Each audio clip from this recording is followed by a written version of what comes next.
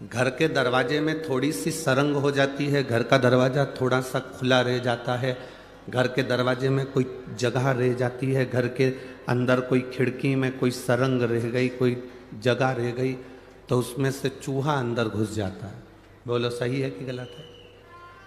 बोलो बोलो, जम के बोलो। छिपकली अंदर घुस जाती है,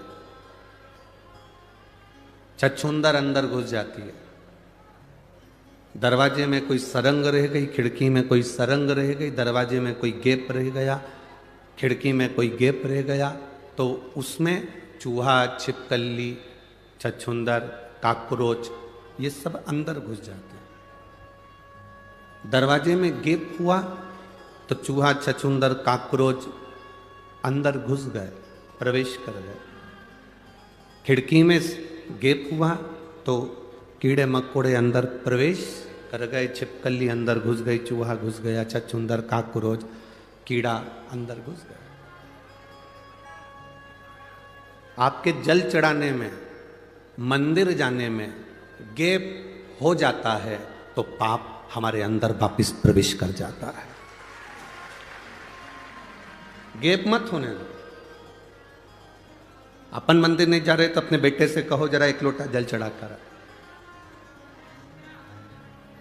आप भगवान के दरवाजे तक नहीं जा पा रहे तो परिवार का कोई व्यक्ति मंदिर तक जाए, शिव जी को एक लोटा जल चढ़ा कर। गैप ना करिए, सरंग रह जाएगी, खुला रह जाएगा, छोटा सा गैप हो जाएगा तो उसमें से पाप भी हमारे अंदर प्रवेश कर सकता। पाप को प्रवेश का मौका मत दो कि पाप हमारे अंदर प्रवेश करे।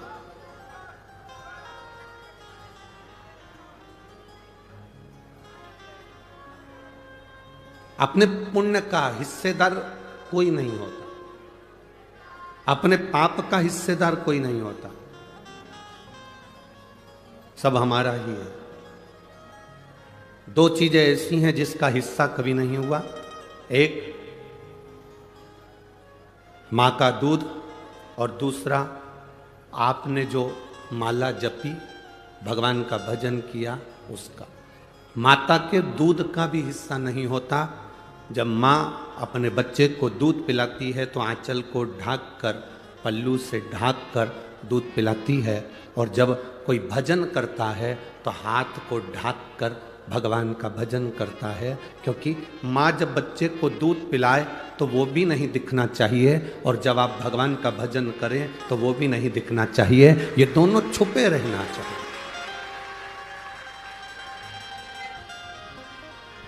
माँ का दूध और माला, ये दोनों का कोई हिस्सा नहीं। माता के दूध का भी हिस्सा नहीं होता। छोटा सा बच्चा दूध पी रहा है और उसका बड़ा बहन अगर खड़ी हुई है 8 साल की, 9 साल की, 7 साल की, तो वो कभी नहीं कहेगी कि माँ तू इसको दूध पिला रही है तो मुझको भी दूध का पान करा, मैं भी तो तेरी बेटी हूं। माँ कहेगी मैंने तुझे, जब तू जन्म ली थी तब मैंने तुझे दूध का पान कराया था, अभी इसका हक है, अभी इसका हक है, इसलिए ये दूध पी रहा। माता के दूध का कभी बंटवारा नहीं होता। और आपने जो भगवान का भजन करा है, आपने जो जप किया है, इस कथा के पंडाल में बैठकर नासिक की पवित्र भूमि में, पंचवटी की इस पवित्र भूमि में, आपने त्र्यंबकेश्वर बाबा की साक्षी में, माँ गोदावरी के तट पर दामोदर मास में कार्तिक महीने में जो कथा सुनी है, इसका हिस्सा नहीं होगा। ये तुम्हारे खाते की चीज है, तुम्हारे हिस्से की चीज है जो तुम्हारे पास है, ये कहीं नहीं जाएगी, ये कहीं समाप्त भी नहीं। बस दरवाजे में गैप मत होने देना, खिड़की में गैप मत होने देना। दरवाजे खिड़की में गैप होता है तो काकरोच, चूहा अंदर आ जाता है, और हमारे भजन में भी गैप नहीं होना चाहिए। मौका मिले, कथा के पंडाल में कथा नहीं सुन सकते, टीवी पर आ रही है उस पर श्रवण करो। दिन में नहीं सुन सकते, रात्रि को सोने से पहले 5 मिनट, हम ज्यादा नहीं कहेंगे कि तुम 1 घंटा कथा सुनो, सोने से पहले 5 मिनट शिव महापुराण की कथा जहां की भी आप निकालना चाहो अपने मोबाइल पर निकाल कर केवल 5 मिनट श्रवण करो। बाबा का श्री शिवाय नमस्तुभ्यम का जाप करो और आराम से बाबा का नाम लेकर बेफिक्र होकर बाबा के भरोसे सब छोड़कर विश्राम करो कि मेरा बाबा मुझे संभालेगा और मेरे परिवार को संभालेगा। रात को जब सोते हो तो घर की सास चिल्लाकर कहती है बेटा ताला लगा दिया, बोलती कि नहीं बोलती?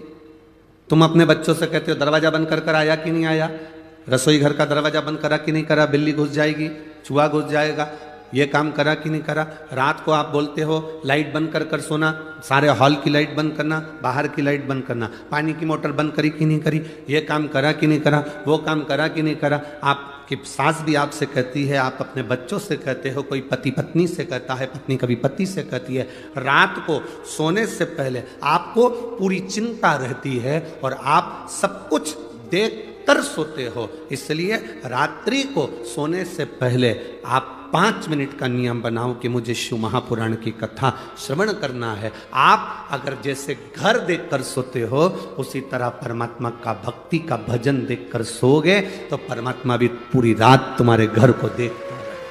आप उसके भरोसे, हम उसके भरोसे सोएं, हम उसके भरोसे जागें, हम उसके भरोसे रहें, तो जब हम उसके सहारे हो जाते हैं तो चिंता नहीं रहती। छोटा बच्चा देखा है, आपकी गोदी में एक बच्चे को लेना, ऐसा उचकाना, रोएगा कि हंसेगा? जम के तो बोलो, हंसेगा। क्यों? उसको मालूम है बड़ी बड़ी कुर्सियों पर, बड़ी बड़ी टेबल पर, पलंग पर बच्चा चढ़ता है। कब चढ़ता है? जब उसकी मम्मी, जब उसके पापा, जब उसकी माँ, जब उसके पिता उसके पास होते हैं। चढ़ता है, कूदता है। उसको मालूम है अगर मैं गिरूंगा तो मेरी माँ मुझे संभाल लेगी, मेरे पिता मुझे संभाल लेंगे। एक हवाई जहाज जा रहा था और पायलट ने अनाउंस कर दिया मौसम ठीक नहीं है और ऐसा लग रहा है आप लोग सीट बेल्ट बांध लें। और ये हवाई जहाज कहीं ना कहीं ऐसा लग रहा है कि स्थिति ठीक नहीं है, कोई भरोसा नहीं, कोई भरोसा नहीं। सब ने सीट बेल्ट बांध लिया, हवाई जहाज चल रहा था। एक बच्ची 6 साल की गेम खेल रही थी, टॉफी खा रही थी। हवाई जहाज में बैठे हुए लोगों ने कहा तुम सीट बेल्ट बांध लो। ऐसा लग रहा है सबके आंख में आंसू है, तुम मुस्कुरा रही हो, तुम हंस रही हो, गेम खेल रही हो, टॉफी खा रही हो, बिस्कुट खा रही हो, क्या तुम्हारे मन में भय नहीं है? उसने कहा नहीं। तुम्हें मालूम है हवाई जहाज अभी नीचे गिरने वाला है, तुम्हें भय नहीं है? नहीं। क्यों? क्योंकि जो पायलट है वो मेरा पापा है। जब मेरा पिता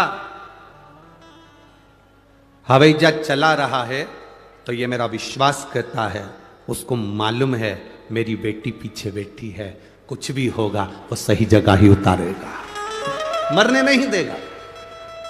ये विश्वास आपके भीतर होना चाहिए कि आपको, आपके परिवार को, आपकी जिंदगी को चलाने वाला देवाधिदेव महादेव वो मेरा बाबा बैठा हुआ है, तो आपको डूबने नहीं देगा, वो डूबने नहीं देगा। ऐसा कोई कण, ऐसा कोई क्षण जहां शिव ना हो, कोई जगह बता दो जहां शिव ना हो। एक एक कंकर में शंकर समाया, एक एक बिंदु में शिव तत्व समाया, एक एक बिंदु में। कभी आप लोग आपके क्षेत्र में कहीं ब्रह्म कुमारी आश्रम हो तो वहां जाकर अगर आप देखे होंगे तो वहां एक बिंदु से शिव की उत्पत्ति बताई जाती है। आप उन बहनों से पूछेंगे तो वो कहेंगे ये बिंदु से शिव की उत्पत्ति है। एक बिंदु से शंकर, शंकर में बिंदु है और बिंदु में शंकर, और फिर उन देवाधिदेव महादेव से आगे आगे जो रचना हुई, नारायण, ब्रह्मा, देवता सब प्रकट होते चले गए। उस बाबा को पहचानना, शिव को जानना बहुत कठिन है। जो जान गया वो जानने के बाद फिर गलती नहीं करा। रात्रि को सोने से पहले उसका भजन जरूरी है। सांप से डरते हो ना? अरे बोलो तो। नहीं डरते हो तो मंगवा के छोड़ दे। सांप से डरते हो तो पाप से भी डरा करो। जब सांप से भय लगता है तो पाप से क्यों नहीं लगता? हम किसी को अपशब्द कह रहे हैं, ताने दे रहे हैं, गाली दे रहे हैं, आड़ा टेढ़ा कर रहे हैं, ये श्रेष्ठता नहीं।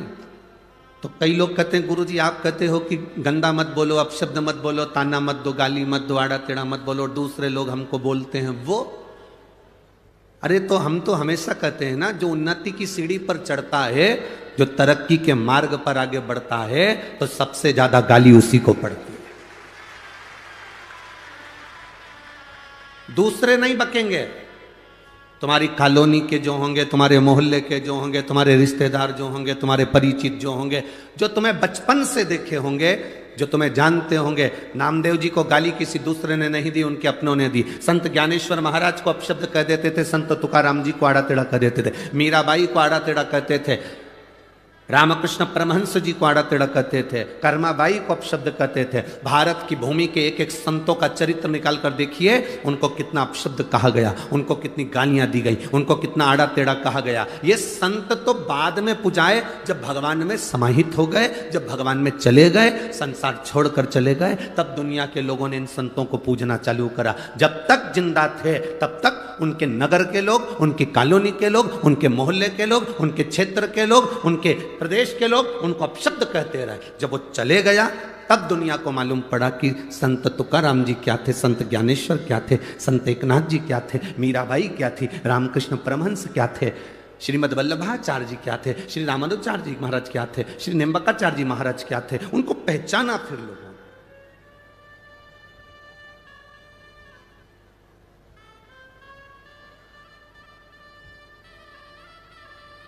चर्चा किसकी होती है? जो मर गया उसकी कभी चर्चा होती है क्या? अरे जम के तो बोलो। जो जिंदा है, जिसकी हस्ती है, जिसको लोग जानते हैं, उसी की चर्चा होती है। जिसकी हस्ती ही नहीं, जिसको लोग पहचानते ही नहीं, लोग उसको कुछ नहीं कहते। माता अहिल्या को देखकर ब्राह्मण की धर्म पत्नियों ने अपशब्द कह दिया, जब उनके बस की नहीं रही। अब देखो, माता अहिल्या के पास में रहती हैं ब्राह्मण, उनके नजदीक में रह रहे हैं ब्राह्मण और ब्राह्मण की पत्नियां, बिल्कुल लगा हुआ घर है।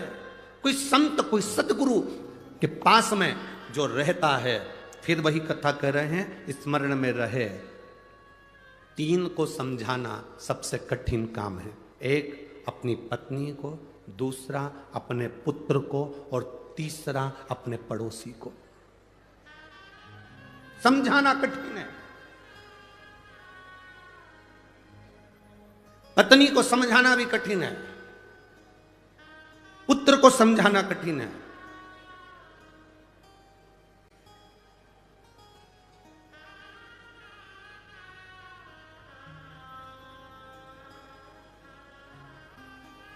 और पड़ोसी को समझाना कठिन है, बहुत कठिन काम। तकलीफ की घड़ी में वो खड़ा है। पर आपकी आदत ऐसी होगी, तुम अपने रिश्तेदार को समय देते हो बहुत, शादी में समय देते हो बहुत, फैशन में समय देते हो बहुत, खाने में समय देते हो बहुत, जितने स्टॉल लगे हैं शादी में सब निपटाते हो सब। भले पानी पूरी के लिए मुंह कितना ही चौड़ा करना पड़े, पर खाते जरूर, समय देते। श्रृंगार में समय दिया, रिश्तेदार को समय दिया, परिवार को समय दिया, बेटे को समय दिया, बेटी को समय दिया, कुटुंब को समय दिया, सबको समय दिया। और एक बार एक्सीडेंट हो गया, कहीं बीमारी आ गई, वेंटिलेटर पर पड़े हो, वेंटिलेटर पर पड़े हो, बीमारी आ गई, एक्सीडेंट हो गया, तकलीफ आ गई, कष्ट आ गया, आखिरी का समय पलंग पर पड़े हो।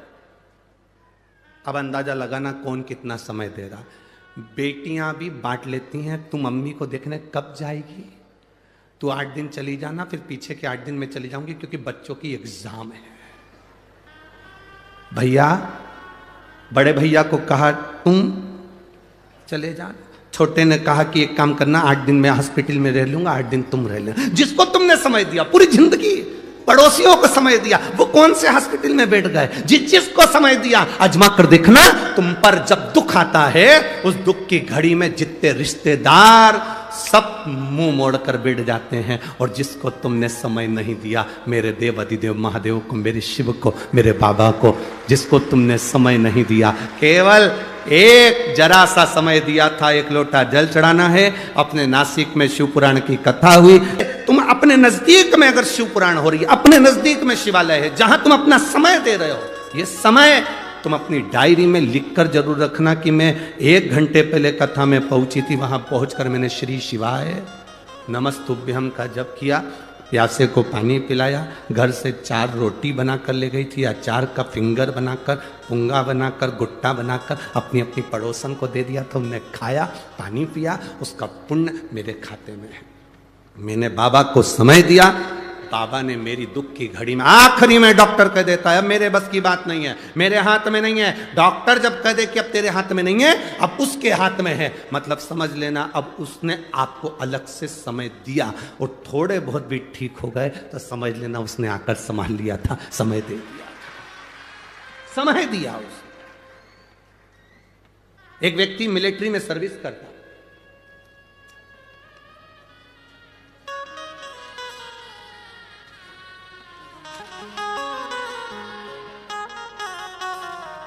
एक पत्र तो यही पढ़ लो, देखो वो मिलिट्री का तो ठीक है। मैं चित्रा ईश्वर परदेसी, रहने वाली हूँ कालाराम मंदिर के पास, पंचवटी, नासिक। कहीं बैठी हैं हाथ उठा सकती हैं या स्वयं खड़ी हो जाए। अगर कहीं बैठी हो तो खड़ी हो या हाथ हिलाएं। मैं चित्रा ईश्वर परदेसी, रहने वाली हूँ कालाराम मंदिर के पास, मेरा मोबाइल नंबर ये है। कहीं बैठी हो तो हाथ हिला सकती हैं, कहीं पर बैठी हो तो अपना हाथ हिला सकते हैं। मैं चित्रा ईश्वर परदेसी, रहने वाली कालाराम मंदिर के पास, पंचवटी, नासिक, मेरा मोबाइल नंबर ये है। आप लोग टीवी स्क्रीन पर, आस्था चैनल पर या एलईडी पर इस पत्र को हमारे साथ में पढ़ सकते हैं। हम जितने पत्र पढ़ते हैं आप सबको पढ़ सकते हैं हमारे साथ में। अपनी अपनी एलईडी पर पत्र को अवश्य पढ़ें। मैं चित्रा ईश्वर परदेसी, रहने वाली हूँ कालाराम मंदिर के पास, पंचवटी, नासिक में मेरा लड़का कुमार योगेश परदेसी, इसकी किसी बीमारी के कारण किडनी फेल हो गई। किडनी फेल हुई, उसे अस्पताल में भर्ती कराया तो डॉक्टर ने उसके किडनी बदलने का बोला। हमने, मेरे पति ईश्वर परदेसी अपनी किडनी देने को तैयार हो गए, उसकी जांच हो गई और किडनी देने की तारीख आ गई। इसमें हमारी जिंदगी बहुत कष्टमय से गुजर रही थी गुरुदेव। तब हमारे पहचान वालों ने, आप पत्र में पढ़ रहे होंगे, हमारे पहचान वालों ने कहा टीवी पर शिव महापुराण की कथा चल रही है, वो कथा सुनकर शंकर भगवान को 1 लोटा जल डालना, समर्पित करना प्रारंभ करा और शिव जी का चढ़ा हुआ जल अपने बेटे को पिलाना प्रारंभ करा। बेटे की किडनी बदलना थी, उसके डायलिसिस होते थे, इतने डायलिसिस होते थे कि 2 दिन के अंदर डायलिसिस का क्रम चलता था। अब किडनी बदलने की तारीख आ गई। एक बार वापिस डॉक्टर के पास उनको ले जाया गया। डॉक्टर देखकर अचंभे में पड़ गया, आश्चर्य में पड़ गया कि इसकी किडनी ने काम करना प्रारंभ कर दिया और डायलिसिस भी बंद हो गया, दवाई भी नहीं खा, डायलिसिस भी बंद हो गया और बाबा ने उसको संभाल लिया। इसमें लिखा डायलिसिस पूर्ण तरह से बंद हो गया, उसकी दवाई बंद हो गई और मेरे बेटे की किडनी ने काम करना प्रारंभ करा। अब वो बहुत अच्छे से सब कार्य कर रहा है, कोई चिंता नहीं। ये शिव भक्ति। कौन आया उस समय पर? पिता अपनी किडनी देने को तैयार हो गया, मां अपनी किडनी देने को तैयार हो गई, परिवार में टेंशन आकर खड़ा हो गया। डॉक्टर के हिसाब से बीमारी बड़ी थी, किडनी चेंज होना थी, पर बाबा पर भरोसा करा, आपने उसको समय दिया। ए मेरी नासिक की जीजियों और मेरे नासिक के जीजाओं, सावधानी रखना। आप अगर देवाधिदेव महादेव को समय दे रहे हो, आप शंकर भगवान को समय दे रहे हो, शिव महापुराण में समय दे रहे हो, जाकर पंडाल में बैठकर कथा का रसतत्व ग्रहण कर रहे हो, टीवी पर मोबाइल पर कथा को श्रवण कर रहे हो, आपने अपने कीमती समय में से थोड़ा सा समय अगर मेरे बाबा को दिया है तो ये निश्चित है आपने जो उसको समय दिया उसने आकर आपको साथ लिया, वो संभाल लिया।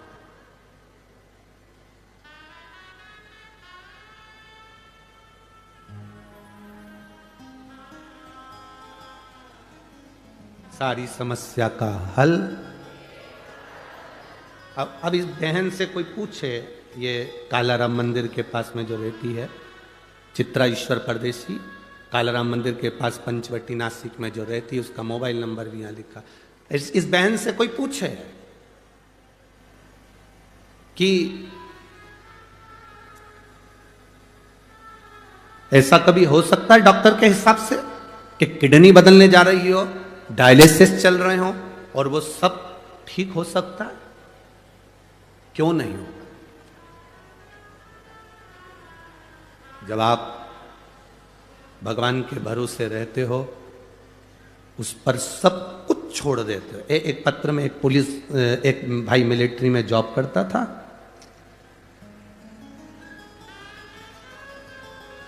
और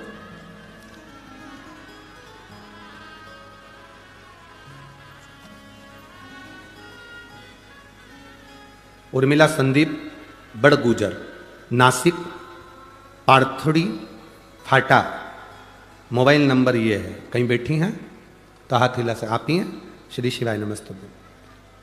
मेरा पति संदीप बड़गुजर जो आर्मी में 19 साल कार्यरत होकर रिटायर हो गए, 5 साल से सरकारी नौकरी के लिए प्रयास कर रहे थे कि गवर्नमेंट की कोई अच्छी नौकरी उनको मिले, पर कोई चांस 5 साल से नहीं लगा। तब मेरी माँ, जो आपकी बहुत बड़ी शिव महापुराण की भक्त हैं, उन्होंने मुझसे कहा एक बार पशुपति व्रत कर।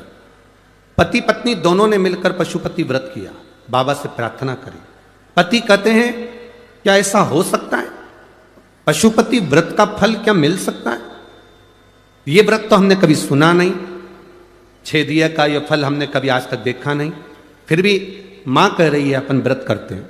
घर में प्रसाद बनाना, 6 दिए लेकर मंदिर जाना, 5 दिए लगाना, प्रसाद के 3 हिस्से करना, 2 हिस्से मंदिर में छोड़ना, 1 मंदिर का हिस्सा लेकर आना, 6ठा दिया दरवाजे पर लगाना, ये सब कुछ हमने किया। बाबा, पर बाबा तो बाबा है गुरुदेव, मैं आपको धन्यवाद देती हूँ, मेरे पति की नौकरी पुलिस विभाग में लग गई, मैं बाबा को धन्यवाद देने के लिए। बैठिए बहन, एक बार हाथ हिला दो। हर हर महादेव। शिव तत्व इसी को कहते हैं। एक विश्वास जागृत हो, एक भरोसा केंद्रित हो।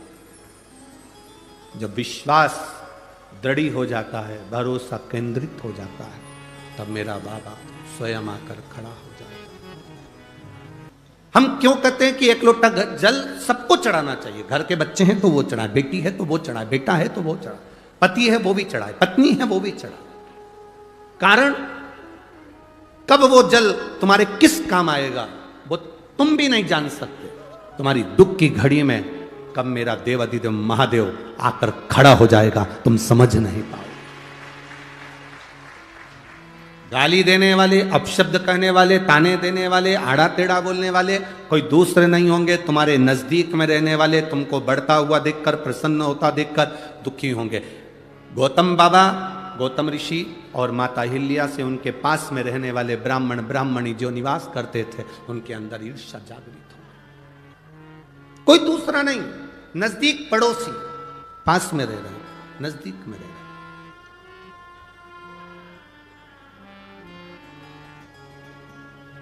आप कभी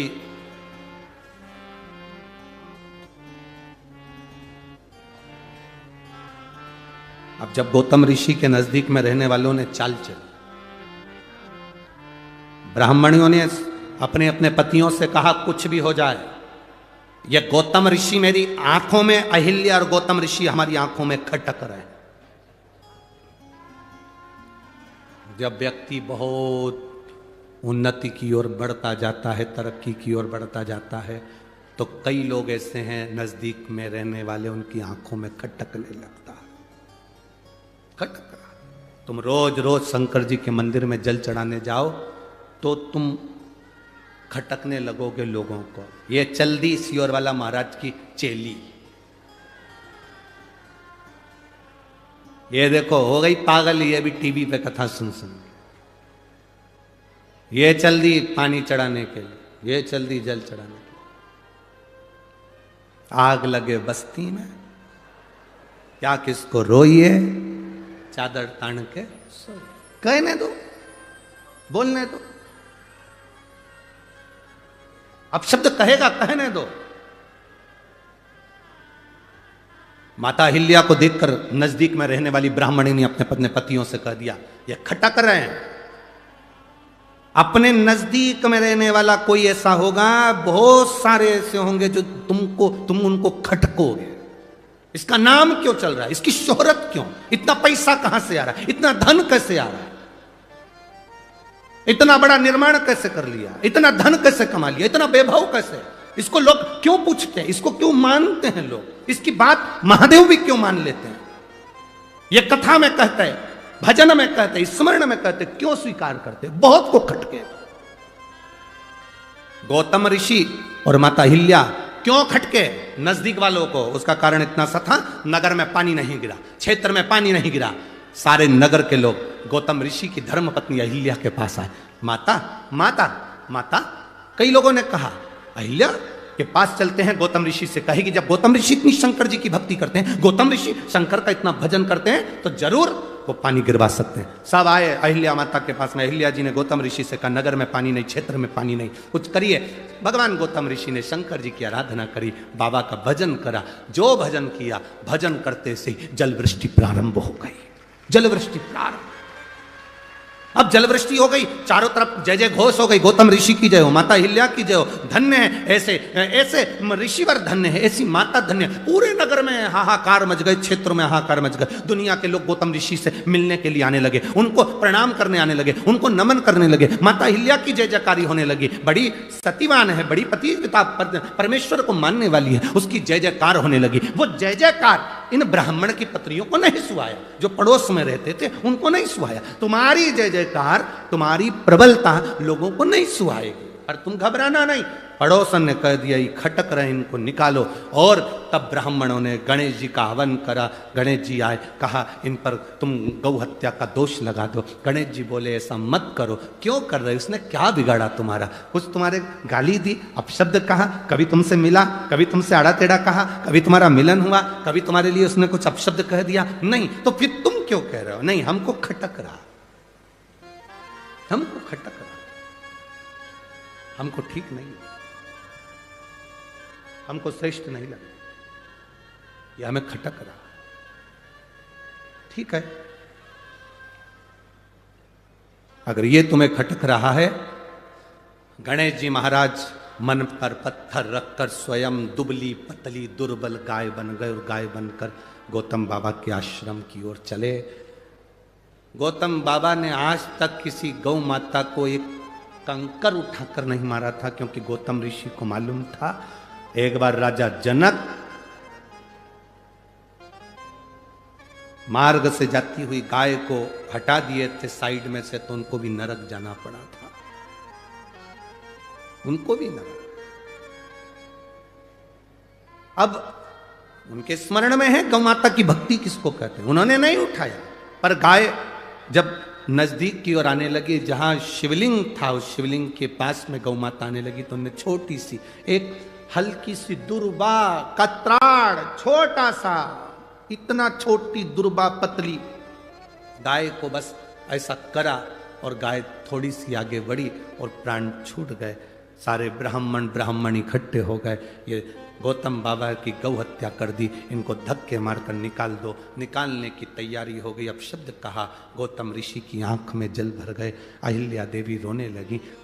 अहिल्या जब रोई तब गौतम ऋषि ने कहा, कहाँ जाएंगे। अहिल्या कहती है, आप चिंता ना करो, वो है जिसको हमने समय दिया, वो हमारा समय संभालने के लिए जरूर आएगा, वो है संभालेगा। जिन ब्राह्मणों ने गाली दी, जिन ब्राह्मणों की पत्नियों ने शब्द कहा, गौतम ऋषि उन ब्राह्मणों के घर गए, प्रणाम किया। आप बताओ गौ हत्या का दोष कैसे मिटेगा? 1000 वर्ष तक तुम्हें तप करना पड़ेगा, साधना करना पड़ेगी, भूखा रहना पड़ेगा, भोजन नहीं करना है, गोबर पर लिपे हुए पर बैठकर तप साधना करनी है, जंगल में रहना पड़ेगा, और गंगा को अपने घर तक लेकर आना पड़ेगा, तब तुम्हारा ये पाप ब्रह्म हत्या का, गौ हत्या का कटेगा। गौतम ऋषि ने स्वीकार कर लिया, मैं सारे तीर्थ करूंगा, तीर्थ कर कर बाद में तप करूंगा, 1000 वर्ष तक गंगा को लेकर आऊंगा। अब उन्होंने तो कहा था गंगा को लोटे में लिया ना, पर इनने समझा गंगा को यही लाना पड़ेगा, बैठ गए तप साधना करने के लिए। 1000 वर्ष निकल गए, शंकर भगवान प्रकट होकर सामने खड़े हो गए। मांग गौतम बाबा, क्या चाहिए गौतम ऋषि? अहिल्या तुझे क्या चाहिए? गौतम ऋषि सम्मुख, गौतम ऋषि, शिव जी कह रहे हैं मांगो। गौतम ऋषि कहते हैं बस कृपा करो, गंगा लाना है यहां, इतनी सी बात। शंकर जी ने कहा पहले मेरा मन कर रहा है कि जिसने तेरे पर झूठा इल्जाम लगाया उनको मैं पूर्ण तरह से बर्बाद कर दूं। जिन्होंने तेरे ऊपर गलत इल्जाम लगाया मैं उनको श्राप देना चाहता हूं। इतने में गौतम ऋषि की पत्नी अहिल्या चरण में पड़ गई। ना ना बाबा, बाबा ना, बाबा ना, ना। अरे उन्होंने तुमको ब्राह्मण गौ हत्या लगा दी, मैं उनको श्राप देने के लिए तैयार हूं। अभी हाथ में शंकर जी ने जल लिया गंगा का, श्राप देने। मां हिल्या चरणों में पड़ गई। बाबा ना, बाबा ना, मैं तुम्हारे हाथ जोड़ती हूं बाबा, हमारा पुण्य इतना हमने करा, उसका ये फल मिलेगा कि ब्राह्मण की पत्नियों को, पतियों को श्राप? ना बाबा, बाबा ना। चरण पकड़ लिया हिल्या ने भोलेनाथ के। बाबा रुको, बाबा कह रहे हैं उन्होंने गालियां दी, अपशब्द कहे, ताने दिए, गौ हत्या का दोष लगाया, तुम उनको श्राप नहीं देने दे रही? नहीं बाबा, मैं श्राप नहीं देने दूंगी। क्यों? क्योंकि बाबा अगर वो हम पर दोष नहीं लगाते, गाली नहीं देते, ताना नहीं देते, गौ हत्या नहीं लगती, तो आप भी तो नहीं आते, आप भी तो नहीं आते। जब हमको गालियां पड़ी, जब अपशब्द कहे, ताना दिया, आना टेढ़ा कहा, जब हमारे ऊपर दोष पर दोष लगाए, हम भक्ति में डूबे रहे, तभी तो आपका दर्शन हुआ है ना बाबा। अगर वो नहीं होते तो आपका दर्शन कैसे होता बाबा? बस आप मिल गए ना बाबा, उनको छोड़ो, आप तो गंगा को लाइए। शंकर भगवान ने 7 जटा में से 7 केश को ऊंचा किया, गंगा की धार गोदावरी बनकर निकलकर प्रकट हो गई। गोदावरी बनकर प्रकट। भागीरथ बाबा गंगा को लाए थे और गौतम बाबा गंगा को लाए थे। भागीरथ बाबा जिस गंगा को लेकर आए उसको भागीरथी कहा गया, और गौतम बाबा जिस गंगा को लेकर आए उसको गोदावरी कहा गया। भागीरथ बाबा जिसको लेकर आए उसे भागीरथी कहते थे, और गौतम बाबा जिसको लेकर आए उसको ये। जब तक अपशब्द लोग नहीं कहेंगे तब तक भगवान भी नहीं मिलता साहब। आड़ा टेढ़ा कहेंगे तुम्हारा मन हटेगा, अपशब्दों से दिल कचोटेगा, तब तो भगवान के पास जाओगे, तब तो भगवान के पास जाओगे।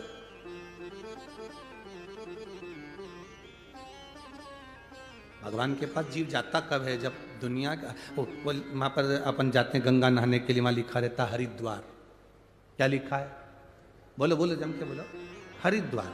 हरिद्वार का मतलब क्या होता है? जब अपना द्वार बंद हो जाए तो हरि का द्वार खुला है। अपने द्वार से जब धक्का दे दिया जाए तो हरि का द्वार खुला है। अपना द्वार बंद हो जाए तो हरि का द्वार खुला है। उसका नाम हरि द्वार है। तुम्हें सब ठुकरा दे तब उसके पास जाओ, सब धक्का दे दे तब उसके नजदीक, सब अपशब्द कह दे तब उसके करीब में जाओ। और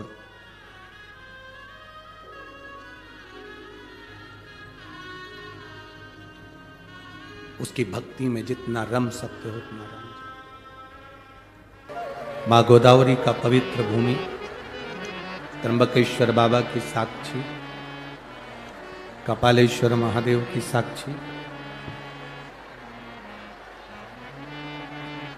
माँ सप्तश्रृंगी माता की साक्षी और शिव महापुराण की कथा संपूर्ण विश्व के कल्याण हेतु जो हो रही है, आप दिल से बाबा को प्रार्थना करिए। दिल से कार्यकर्ताओं को भी जहाँ जगह मिले वहाँ बैठकर बाबा से प्रार्थना करिए।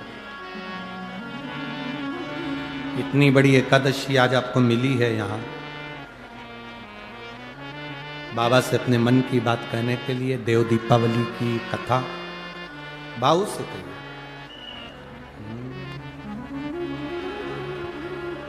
श्री शिवाय नमस्तुभ्यं,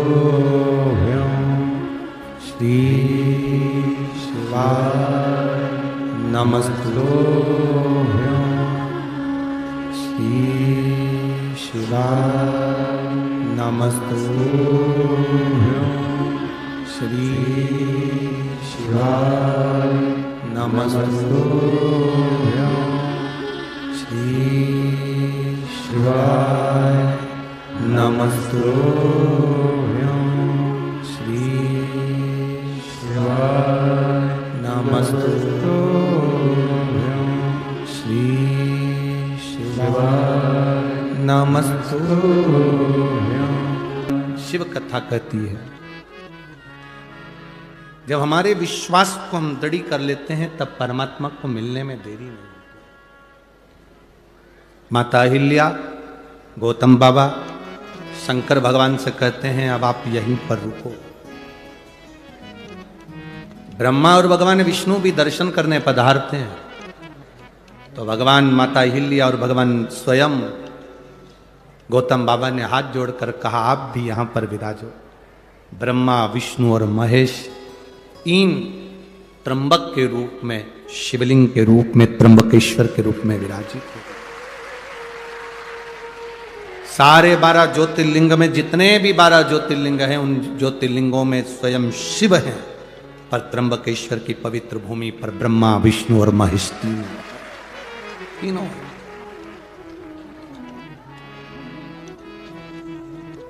कितने किस्मत वाले हो जी आप लोग। आपके भाग्य की सराहना हो कि त्र्यंबकेश्वर की पवित्र भूमि के नजदीक में रह रहे हो।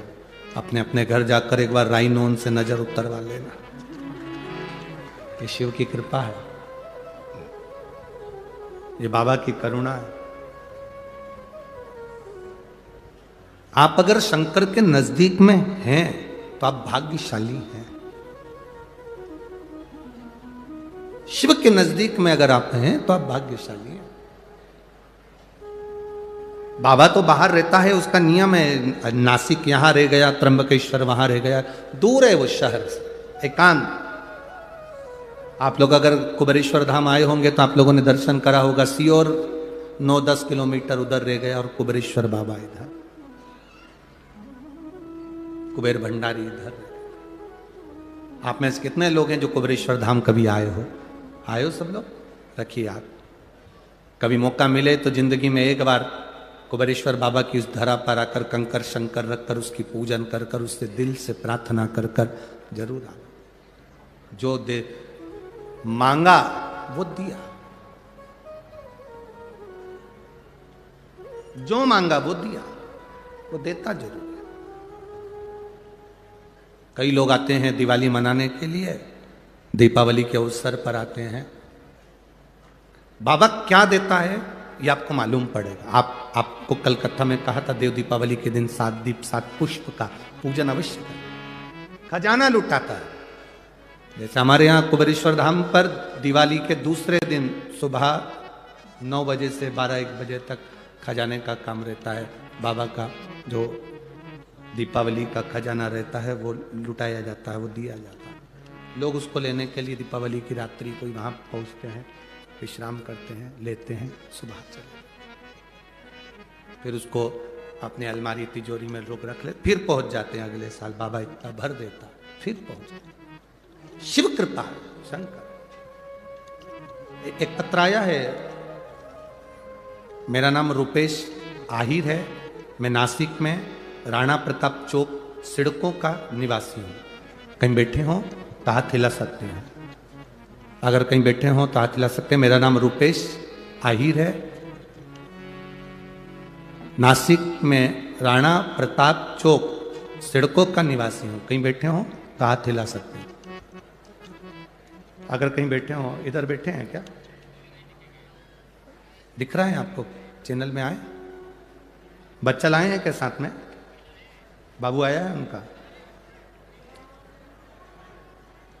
नहीं लाए? लाए हैं, बच्चे को लाए हैं। उसको बुलाओ, यहीं से ले लो उसको।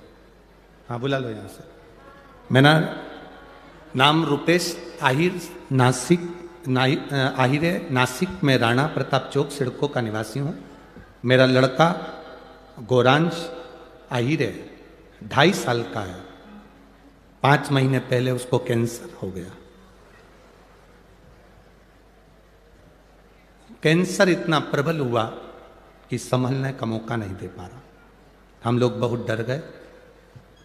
2.5 साल के बच्चे को 5 महीने पहले जो कैंसर हुआ वो बहुत विचित्र था। हमारी पड़ोसन रोज एक लोटा जल चढ़ाने शिव मंदिर जाती है और वो बहुत तेज तेज चिल्ला कर कहती है श्री शिवाय नमस्तुभ्यम। हमने उससे पूछा तो चिल्ला कर कहती है श्री शिवाय नमस्तुभ्यम, ये क्या है? उसने कहा ये सियोर वाला महाराज कथा करता है तो इस मंत्र का जाप बताता है, हम वही जपते हैं। सीहोर कहाँ? आप जाएंगे उज्जैन तो सीहोर सर्च करेंगे, पहुंच जाएंगे। हमने कहा हम सीहोर नहीं जा सकते क्योंकि बेटे को तो अभी कैंसर हो गया, पर बाबा का नाम लेकर मैं कथा जरूर सुनूंगा। चैनल चालू करा, कथा सुनना प्रारंभ करा। डॉक्टर के हिसाब से कैंसर बड़ा विचित्र था, करें क्या? डॉक्टर से कहा कि इस छोटे से बच्चे का कैंसर का कहीं ऑपरेशन करना या अन्य चीजें करना बहुत कठिन है।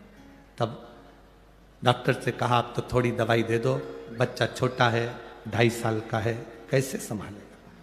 अब श्री शिवाय नमस्तुभ्यम कहना प्रारंभ करा, शिव जी को एक लोटा जल चढ़ाना चालू करा। बेटे को ले जाकर शंकर जी को आप कथा में कहते हो उसके भरोसे रहो। उस बच्चे को हमने बाबा के सहारे छोड़ दिया कि अब ये तुम्हारी औलाद, तुम्हारी संतान, तुम संभालो। दूसरी बार हम डॉक्टर के पास चेक कराने गए तो कैंसर नील में आ गया। बच्चा आया है? ला रहे हैं? बच्चा ला रहे हैं? अच्छा बच्चा घर चले गया है, ठीक है ना बाबू? हाथ हिलाओ एक बार। श्री शिवाय।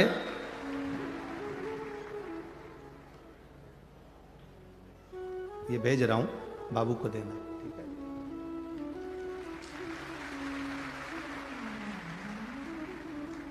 अब ठीक तो है? एक हाथ हिला दो एक बार। शिव कृपा बनी रहे। गुरुदेव आप तो व्यासपीठ से कहते हो कथा, पर वो कथा नहीं रहती। गुरुदेव वो मेरा बाबा खुद कहता है और सुनता है। शिव कथा है, उसको सुनो। बैठिए ना। श्री शिवाय नमस्ते। उसके भरोसे पर रहना, उसके सहारे रहना, उसके विश्वास पर दृढ़ रहना, यह बहुत जरूरी। जब तक हम उसके भरोसे पर नहीं रहेंगे तब तक वो साथ का नहीं। अब 2.5 साल का बच्चा 5 महीने पहले हो गया कैंसर, कैसे सधे वो माता पिता के हृदय की बात कौन जाने कि क्या स्थिति होती होगी एक मां की, क्या स्थिति होती होगी एक पिता की। एक मां ने एक पत्र में लिखा उसका 8 साल का लड़का मर गया, 8 वर्ष का बेटा मर गया, मां पागल जैसी हो गई। मां पागल जैसी हुई तब उसने सब देवी देवता सब इधर उधर सब कर दिए।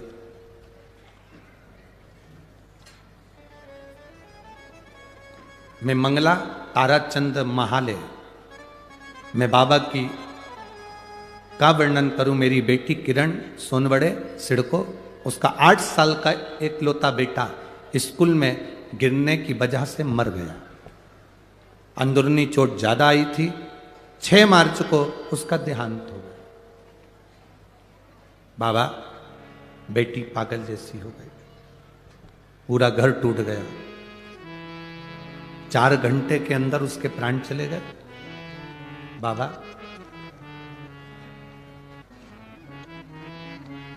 4 घंटे में उसके प्राण निकल गए। गुरुदेव, बेटी ने कहा कि मैं देवता नहीं पूछूं, भगवान का भजन नहीं करूं। उसी तारीख को जब मेरा बेटा गया है, मुझे वो ही बेटा वापिस चाहिए तो मानूं तेरे महादेव को, तो जानूं कि कुबेरेश्वर महादेव कुछ है, कथा में कुछ है। बाबा, मैं क्या वर्णन करूं, बाबा तो बाबा है। मैंने बेटी से कहा तो चिंता मत कर, बाबा जरूर देगा और कृपा जरूर करेगा। थोड़ा समय निकला, समय निकलने के बाद बेटी रोती रहती, बावरी जैसी हो गई। तब शिव जी के मंदिर में जल चढ़ाकर शंकर के शिवलिंग को हाथ लगाकर रोती रहती, मुझे मेरा बेटा चाहिए और वो ही चाहिए और उसी तारीख को चाहिए जिस तारीख को आपने लिया है। बाबा की ऐसी कृपा हुई, मेरे 8 साल के बेटे का फोटो लगा रही हूं जो मरा। आप उसको एलईडी पर, टीवी पर देख सकते हैं।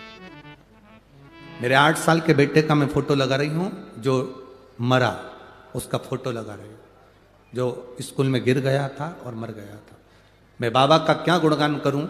बाबा ने मुझे उसी तारीख को मेरा बेटा 1 साल में प्रदान कर दिया, जिसका फोटो मैं दूसरे नंबर पर लगा रही हूं, जिसका फोटो मैं लगा रही हूं। शिव कथा वो घटी है, उसका मैं फोटो लगा रही हूं जो बेटा मुझे वापिस दिया है मेरे बाबा।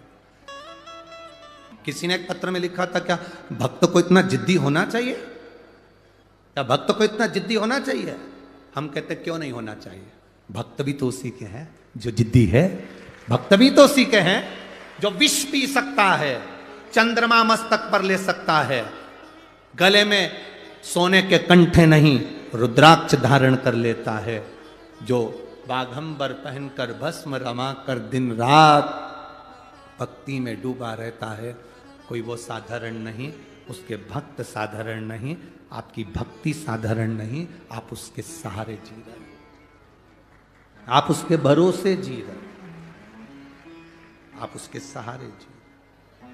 क्यों नहीं मिलेगा? समय आता, आगे वर्णन किया है, बड़ा सुंदर संवाद कहा। आपकी भक्ति का जो बल है, आपका जो विश्वास, आपकी जो दृढ़ता, आपका जो आनंद, कहे माता अहिल्या स्वयं भगवान गौतम बाबा ने ब्रह्मा, विष्णु और महेश तीनों को एकत्रित कर दिया इस पवित्र भूमि पर, पवित्र भूमि पर तीनों को, तीनों प्रकट। आपकी एकाग्रता, आपका विश्वास टूटे ना। और मेरी जीजियों, ऐ मेरी नासिक की बहनों,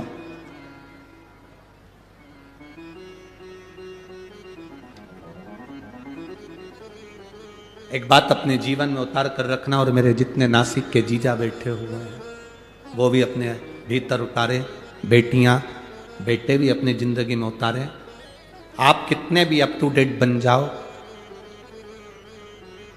आप कितने भी विद्वान बन जाओ, आप कितनी भी पढ़ाई कर लो, कितने भी अफसर बन जाओ, पर इतना याद रखना कि अंत समय में, आखिरी में तुमने जितनी डिग्रियां प्राप्त करी है वो डिग्री काम नहीं आती। अंत समय में जो तुमने भजन करा है वो डिग्री काम आती है। तुम्हारे पास में कौन कौन सी डिग्री है वो तुम जानो। तुम कितने बड़े ओहदे पर बैठे हो वो तुम जानो। तुम्हारे पास में कितनी बड़ी पद है, कितनी बड़ी प्रतिष्ठा है वो तुम जानो। ये इंजीनियर की डिग्री और ये सारी डिग्रियां सीए की हो, डॉक्टर की हो, कलेक्टर की हो, एसपी की हो, कमिश्नर की हो, मंत्री की हो, संतरी की हो, कलंतरी की हो, ये सारी डिग्रियां केवल यहीं पृथ्वी पर चलती है। वहां तो एक डिग्री चलती है कि मुख से भगवान का भजन कितना किया है, परमार्थ का कार्य कितना किया है, भूखे को भोजन कितना कराया, प्यासे को पानी कितना पिलाया, वो डिग्री वहां चलती।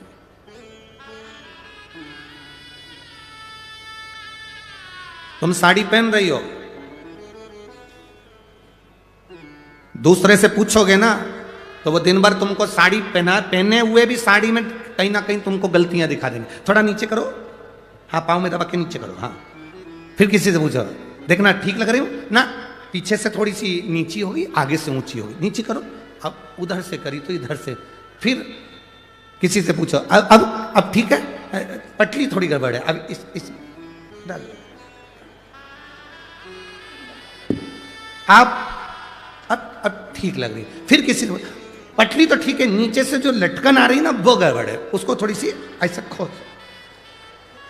फिर किसी से पूछो। पूरी अगर दूसरे से पूछोगे, 10 लोगों से पूछोगे तो कभी आप सफल नहीं हो सकते। अपना श्रृंगार करा है, कहीं किसी से मत पूछो, दर्पण के पास जाओ, कांच के सामने जाकर खड़े हो जाओ, कांच आपको बता देगा कि आप कैसे लग रहे हो। कांच के सामने जाओ, इनसे पूछोगे ना तो ये सब बताते रहेंगे, कोई कहेगा ये, कोई कहेगा वो, कोई कहेगा ऐसा, कोई कहेगा वैसा। आप जितने लोगों से आप योगी से पूछो तो वो कहेगा योग करो, पंडित जी से पूछोगे तो कहेगा भगवान को पाना है तो यज्ञ करो, योगी से पूछो तो कहेगा योग करो, भोगी से बोलोगे तो कहेगा भोग करो, साधु से पूछोगे तो कहेगा सब छोड़कर तीर्थ करो।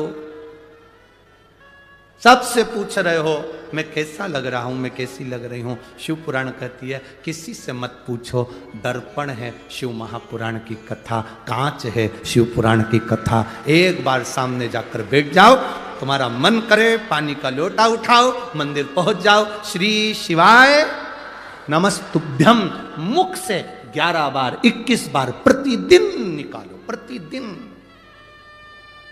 दर्पण है शिव पुराण।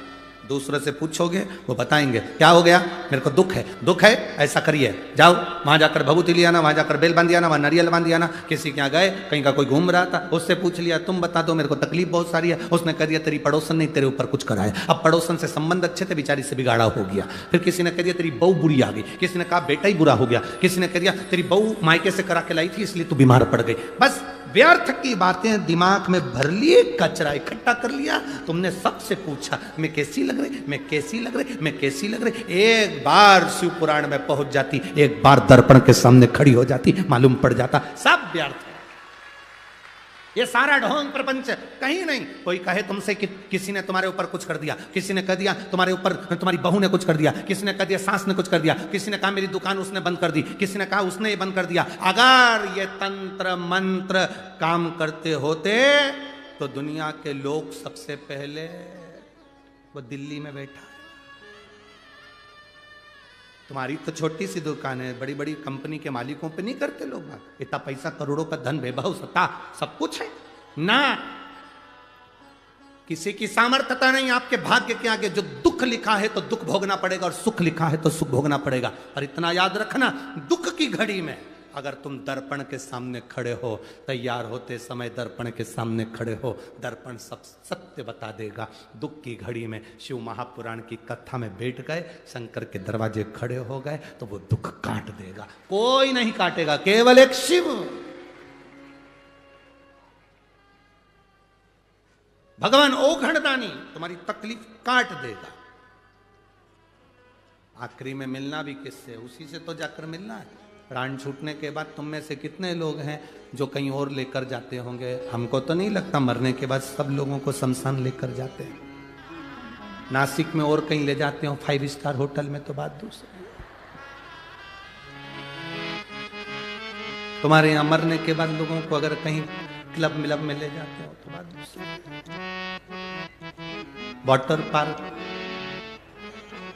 मरने वाले को लेकर जाते हैं, अरे बोलो तो जम के नहीं। हो सकता है नासिक की मेथड अलग हो, डिजाइन अलग हो। यहाँ मरने वाले को हमारे यहाँ हम 5 स्टार होटल में लेके पहले उनको सुला देते हैं, फिर सब पार्टी मनाते हैं, इसके बाद उनको आखिरी में तुम कहीं 5 स्टार ले जाओ, सुपर स्टार ले जाओ, चाहे ट्विंकल स्टार, तुम्हारी मर्जी पड़े जहाँ ले जाओ, पर आखिरी में मुर्दे को तो शमशान ले जाना ही पड़ेगा। और शमशान में कोई दूसरा मिलने वाला नहीं। एक जिसको श्राप लगा था दक्ष प्रजापति का, शिव तुझे श्राप देता हूं, तू शमशान में निवास करेगा। शंकर भगवान कहते हैं मुझे कहीं जाना ही नहीं पड़ेगा, आखिरी में सब मुझसे मिलने ही आ जाए, क्या करूंगा? क्या करूं?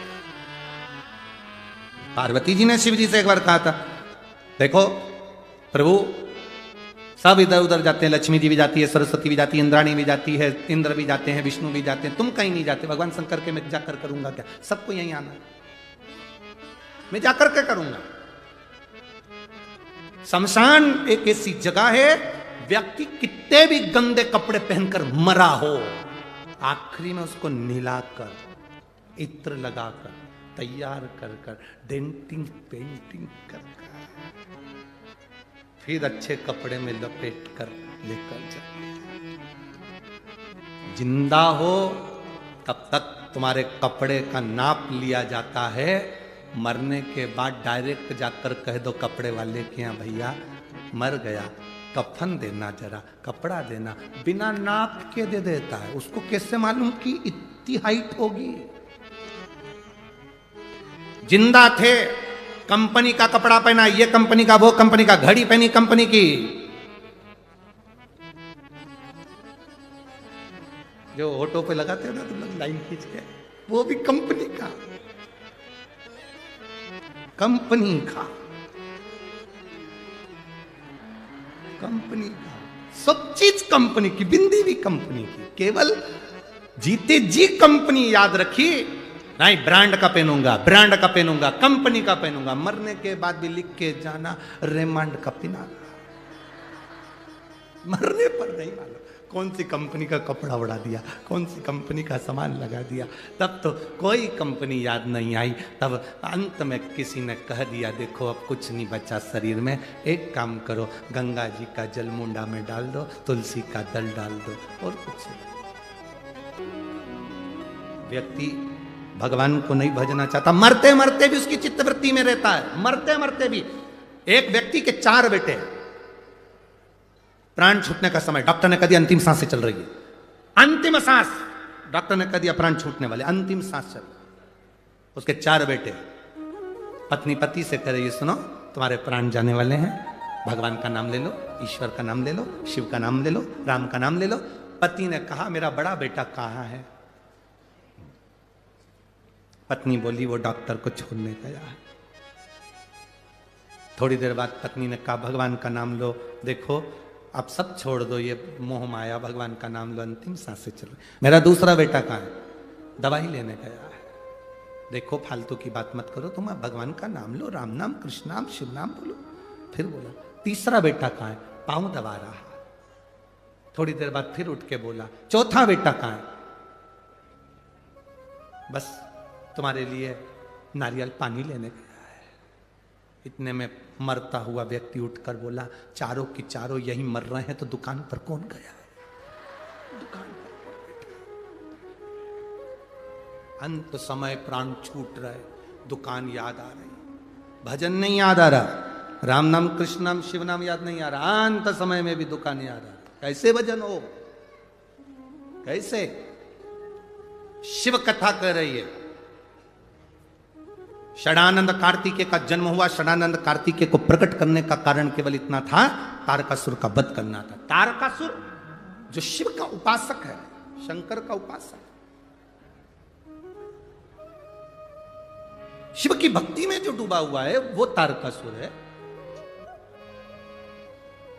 अब लोग कहते हैं असुर है, राक्षस है। हाँ, असुर है, राक्षस है, पर भगवान का भजन करता।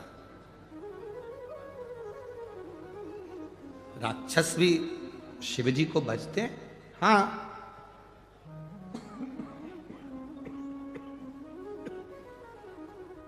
राक्षस भी शिव जी को भजते हैं। हाँ, भजते हैं। अच्छा अच्छा तो सब अपनाना चाहते हैं। ए मेरी जीजियों, जीजाओ, अच्छा अच्छा तो सब अपनाना चाहते हैं, ताजी रोटी तो सब खाना चाहते हैं, बासी कौन खाएगा? अच्छों से संबंध सब रखना चाहते हैं, बुरों से कौन रखेगा? जब अच्छे कपड़े तुम पहनना पसंद करते हो, अच्छा भोजन करना पसंद करते हो, अच्छे घर में रहना पसंद करते हो, तो अच्छे से भगवान के मंदिर जाना भी तो प्रारंभ करो, तो ये सब अच्छा मिलना प्रारंभ हो जाए। जो मनुष्य का शरीर मिला, मानव की देह मिली, जो ये शरीर 83,99,999 योनि काटने के बाद ये शरीर मिला। 84,00,000वें नंबर का ये शरीर है। 83,99,999 योनियां कटी, तब हम मनुष्य बने, और ये मानव शरीर यूं ही कमा था। भाव के साथ कार्तिक का महीना, दामोदर मास, सुंदर आनंद से बाबा से प्रार्थना, गोदावरी का तट, बाबा त्र्यंबकेश्वर की साक्षी, कपालेश्वर महादेव की साक्षी, बड़े भाव से दिल से बाबा से प्रार्थना करिए, आनंद से कहिए।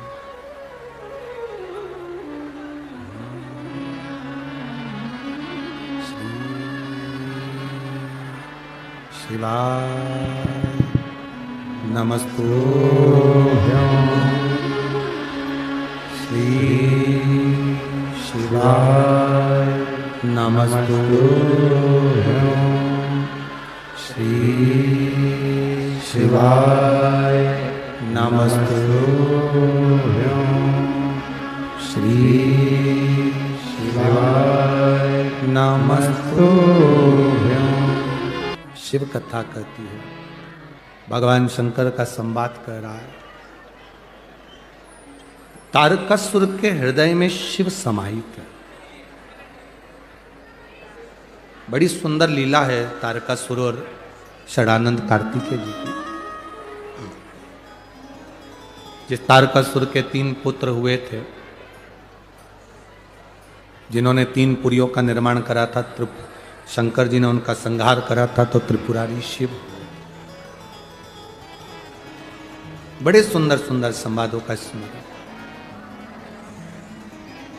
जैसे एक दीपावली का पर्व होता है, जिस पर्व पर आप और हम भगवान को दीप लगाते हैं, उसका फल हमें मिलता है। एक देव दीपावली होती है, जिसका फल, जिस दिए को हम लगाते हैं, उस दिए का जो फल है वो हमें देवताओं के माध्यम से प्राप्त होता है।